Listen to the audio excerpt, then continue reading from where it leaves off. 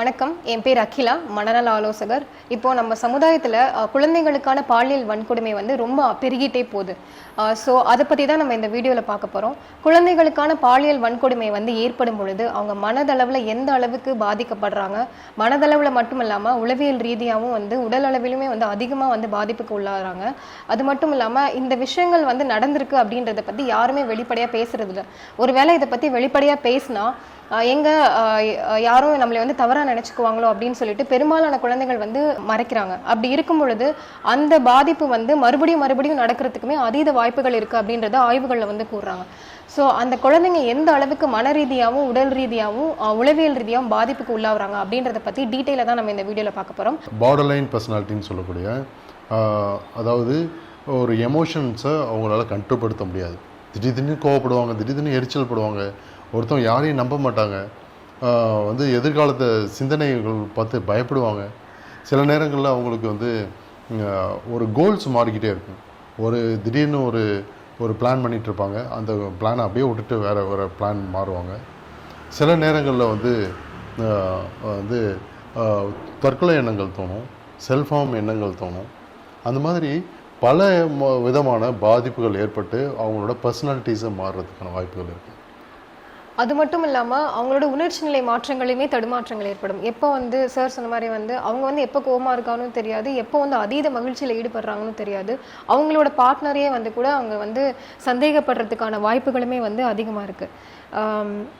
அது மட்டும் இல்லாமல் அந்த நபரோட மனநிலை வந்துட்டு மன உளைச்சலுக்கும் மனசோர்வுக்கும் இன்னும் தீவிரமாக போகிற நிலையில் அவங்களுக்கு சைக்கோசிஸ்ன்னு சொல்லக்கூடிய தீவிர மனநல பிரச்சனைகளும் ஏற்படுது.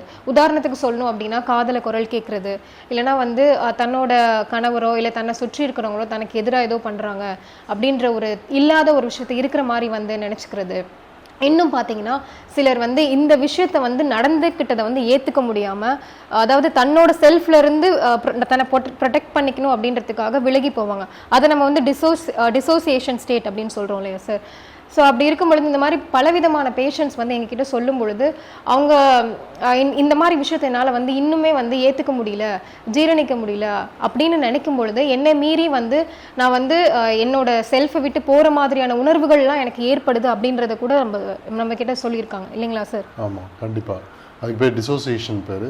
எப்படி தன்னோட உணர்வு நிலை தன்னை பற்றி சுற்றி இருக்கிற விஷயத்துலேருந்து அவர் டிட்டாச் ஆகி ஒரு டிரான்ஸ் ஸ்டேட் மாதிரி போயிடுவாங்க. ஒரு மரக்கட்டை மாதிரி ஒரு டிட்டாச் ஆகி தன்னோட உலகத்துக்குள்ளேயே போய் கொஞ்சம் நேரம் இருப்பாங்க. அது வந்து எதுக்காக அப்படின்னா சைக்கலாஜிக்கலாக பார்த்தீங்கன்னா உணர்ச்சி நிலை மாற்றங்களையே வேற இறங்கி போயிட்டு இருக்கும்போது அவங்களால அதுலேருந்து டிட்டாச் பண்ணாதான் அந்த உணர்ச்சி மாற்றத்தை வந்து அவங்களால கட்டுப்படுத்த முடியுன்ற ஒரு தீவிரமான ஒரு ஸ்டேட்டில் தான் அந்த டிசோசியேட்டிவ் ஸ்டேட் ஆவாங்க. அதே மாதிரி சமீபமானு சொல்ல முடியாது, நான் வந்து ஒரு நாவல் ரீட் பண்ணேன் சார். அது வந்து அந்த புத்தகத்தோட பேர் மட்டும் சொல்லிக்கிறேன். ஷெல்டனோட புத்தகம் அது வந்து டெல் மீ யுவர் ட்ரீம்ஸ்ன்னு சொல்லிட்டு. ஸோ அதில் வந்து ஷெல்டன் வந்து ஃபுல்லாகவே வந்து ரிசர்ச் பண்ணி தான் எழுதியிருக்காரு. பெரும்பாலும் அதில் வந்து அந்த பொண்ணுக்கு பார்த்தீங்கன்னா ஸ்பிளிட் பர்சனாலிட்டி டிஸார்டர் அப்படின்ற மாதிரி ஒரு விதமான டிஸார்டர் இருக்கும். ஸோ அதில் பார்த்தீங்கன்னா அந்த குழந்தையுமே வந்துட்டு சின்ன வயசில் வந்து பாலியல் ரீதியான துன்புறுத்தலுக்கு ஆளானது தான். ஸோ அந்த ஒரு விஷயத்தை ஏற்றுக்க முடியாதனால 3 விதமான பர்சனாலிட்டிஸ், நம்ம அன்னியன் படம் கூட பார்த்துருப்போம்ல சார். ஸோ அது மாதிரி 3 விதமான பர்சனாலிட்டிஸ் வந்து அந்த பொண்ணுக்குள்ளே இருந்து அந்த ஒவ்வொரு நிகழ்வுகளுமே வந்துட்டு அவங்களோட பாய் ஃப்ரெண்ட்ஸாக இருக்கட்டும், எதிர்கொள்கிற சமுதாயமாக இருக்கட்டும், அவங்கள வந்து செக்ஷுவலி அப்யூஸ் பண்ண தான் எல்லாருமே ட்ரை பண்ணுவாங்க. அந்த சமயத்தில் அந்த ஒரு ஸ்பிளிட் பர்சனாலிட்டி வந்து தன்னைத்தானே காத்துக்கிறதுக்காக வேறு விதமாக வந்து உருவெடுத்து தன்னை காத்துக்கிறதுக்காக மற்றவர்களையும் கொல்ற மாதிரி தான் அந்த கதை போகும். கடைசியில் அவங்க என்ன சொல்ல வருவாங்க அப்படின்னா அந்த ஸ்பிளிட் பர்சனாலிட்டிக்கான காரணங்கள் வந்து அந்த சின்ன வயசில் ஏற்பட்ட பாலியல் வன்கொடுமை தான். ஆனால் கடைசியாக தான் அந்த ஆத்தர் வந்து என்ன முடிச்சிருப்பாருன்னா அந்த குழந்தைய வந்து அப்யூஸ் பண்ணது அவங்க தகப்பனார். ஸோ அது கடைசியாக அவங்க என்ன சொல்ல வராங்க அப்படின்னா இன்ன வரைக்கும் ஸ்பிளிட் பர்சனாலிட்டி அப்படின்றத வந்து இன்னும் கான்ட்ரவர்சியாக தான் இருக்குது. நம்ம பேஷண்ட்ஸை சைக்கோடைனமிக் சைக்கோதெரப்பி கொடுத்து அவங்களோட ஆழ் மனதில் நம்ம போய் பேசி பார்க்கும்போது என்ன நினைப்பாங்க, என்ன நம்ம பல நேரங்களில் பார்க்குறோம், அவங்களோட ட்ரூ செல்ஃபே அவங்களுக்கு இருக்காது, அவங்களோட ட்ரூ ஐடென்டிட்டி என்னன்றது தெரியாது. அப்போ சுச்சுவேஷனுக்கு ஏற்ற மாதிரி அவங்கள தகவமைச்சுக்கிட்டு அதுக்கேற்ற மாதிரி மேனிப்புலேட் பண்ணிட்டு தான் போவாங்களோ ஒழிய இதுதான் இவங்களோட வேல்யூஸு, இதுதான் இவங்களோட பிலீஃப் சிஸ்டம்னு சொல்லக்கூடிய அளவுக்கு அவங்களுக்கு ஸ்ட்ராங்காக இருக்காது ஒரு ஆழ் மனதில். அதனால தான் வந்து ஐடென்டிட்டியை மாறிக்கிட்டே இருக்குது. அந்த ஸ்பிளிட் பர்சனாலிட்டிஸும் சுச்சுவேஷனுக்கு ஏற்ற மாதிரி வருது. ஒரு இடத்துல கைண்டாக இருக்கிற இடத்துல அதீத கைண்டாகவும் இருப்பாங்க, கோபம் வர வேண்டிய இடத்துல அக்ரெசிவாக மாறுவாங்க. அதனால் அந்த பர்சனாலிட்டிஸ் வந்து அதிகமாக மாற்றங்கள் ஏற்பட்டுக்கிட்டே இருக்குது. ஆனால் ஒரு ஏன் நல்லா நடந்துக்கிட்டேன் அப்படின்னு சொன்னாலும் அதுக்கு விளக்கம் இருக்காது.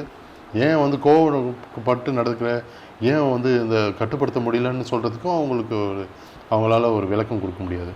ஸோ அப்போ பர்சனாலிட்டியே ஒரு மாறி ரிலேஷன்ஷிப் பாதிக்கப்பட்டு தன்னோட கோல்ஸை அச்சீவ் பண்ண முடியாமல் பல கோல்ஸை மாற்றிக்கிட்டு அவங்களோட லைஃபே பாதிக்குது இல்லையா, அதுக்கான காரணம் வந்து சின்ன வயசில் நடந்த ஒரு ட்ராமாட்டிக் ஈவெண்ட்ஸ் தான். அது மட்டும் இல்லாமல் இன்னுமே கொஞ்சம் வந்து சப்ஸ்டன்ஸ் யூசஸ்மே வந்து இந்த சமயத்தில் அதிகமாகுது. கட்டாயம். உதாரணத்துக்கு சொல்லணும் அப்படின்னா இந்த மாதிரி சில பேர் வந்து இந்த நிகழ்வுகளை ஏற்றுக்க முடியாதனாலேயே இதெல்லாம் மறக்கணுன்றதுக்காகவே நிறைய கஞ்சா யூஸ் பண்ணுறது, ஆல்கஹால் எடுக்கிறது, பெண்களுமே வந்து ஆல்கஹால் எடுக்கிறது, கஞ்சா யூஸ் பண்ணுறது, அந்த மாதிரியான விளைவுகள்லாம் போய் சிக்கிக்கிறாங்க.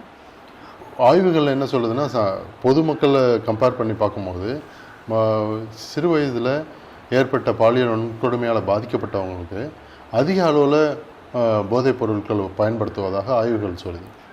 அப்போ என்ன ஆகுது அப்படின்னா, அவங்களோட இம்பல்சிவிட்டி, ஒரு சின்ன விஷயத்தை உடனே செய்யணுன்ற எண்ணங்கள், ரிஸ்க் டேக்கிங் பிஹேவியர்ஸ், அதாவது ஒரு தீவிரமாக அதாவது விளைவுகளை யோசிக்காமல் பல செயல்களை செய்யக்கூடிய ஒரு மனப்போக்கு அப்படின்றதெல்லாம் பல விதங்களில் அவங்க பிரச்சனைகளில் மாட்டிக்கிட்டே இருப்பாங்க.